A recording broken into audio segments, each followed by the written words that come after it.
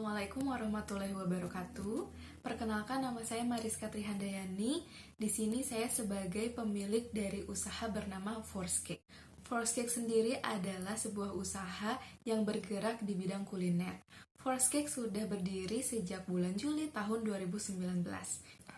Awal mula berdirinya Force Cake yaitu dimulai dari hobi saya membuat cake. Sejak saat itu, saya mulai rutin mencoba resep-resep baru untuk dikonsumsi sendiri. Namun karena ukuran cake-nya yang terlalu besar untuk dikonsumsi sendiri, akhirnya saya membawa kue-kue saya ke tempat saya kerja untuk dinikmati bersama teman-teman saya. Alhamdulillah, respon dari teman-teman saya sangat baik, dan semenjak saat itu teman-teman saya juga mulai memesan kue kepada saya. Setelah sebulan berjualan, ada teman saya yang menyarankan untuk membuat cake dalam ukuran kecil agar dapat dinikmati secara perorangan. Akhirnya saya mencoba membuat cake in the cup yang berukuran 650 ml, lalu ada juga yang berukuran 300 ml, dan yang terakhir ada yang paling kecil ukuran 100 ml. Alhamdulillah, setelah peluncuran cake in the cup, penjualan saya semakin meningkat. Saat itu saya berjualan dengan sistem pre-order. Jadi orang-orang memesan terlebih dahulu 2-3 hari setelah pemesanan, produk kue kami baru dikirimkan. Setelah sebulan, saya mencoba menawarkan produk-produk saya, kue-kue saya ke sosial media seperti Instagram dan marketplace di Facebook. Saya juga mencoba untuk endorse ke beberapa influencer yang ada di Instagram.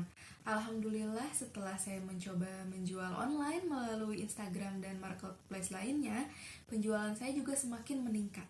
Namun saat itu saya menemukan kendala di mana karena sistemnya pre-order, sehingga saya harus mengejar produksi sebelum tenggat waktunya ditentukan. Di awal tahun 2020, saya berniat untuk memperluas usaha saya dengan mendaftarkan produk saya ke Gojek atau GoFood dan GrabFood. Namun karena produk kue saya tidak bisa dibuat secara mendadak, akhirnya saya mencoba uji coba membuat beberapa cake in the cup, lalu saya bekukan untuk memastikan apakah kualitas rasanya akan tetap sama jika dalam keadaan beku atau berubah. Alhamdulillah, cita rasanya setelah dibekukan tidak ada perubahan. Namun sebelum dikonsumsi, produk cake yang dalam keadaan beku harus didiamkan dulu selama beberapa menit agar lebih mudah untuk dikonsumsinya.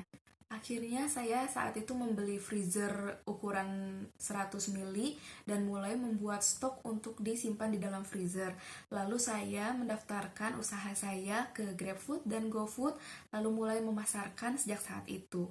Alhamdulillah, penjualannya semakin meningkat dan respon dari konsumen juga alhamdulillah sangat baik. Karena konsumen yang semakin banyak, akhirnya saya mengupgrade freezer saya yang asalnya berkapasitas 100 ml, saya upgrade menjadi freezer yang berkapasitas 300 ml agar dapat menyimpan stok lebih banyak di dalam freezer tersebut. Saat awal pandemi, yaitu di bulan Maret 2020, saya sempat khawatir mengenai penjualan kue-kue saya.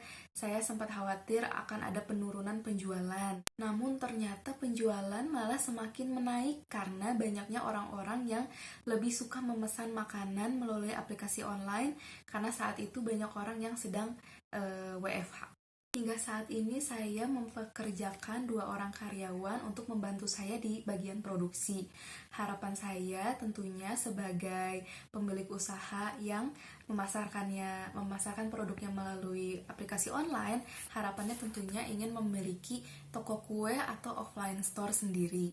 Tentunya dengan adanya offline store, penyerapan tenaga kerja akan semakin meningkat dan mudah-mudahan dapat membantu masyarakat khususnya di Kota Bandung untuk mendapatkan pekerjaan, juga menekan tingkat pengangguran.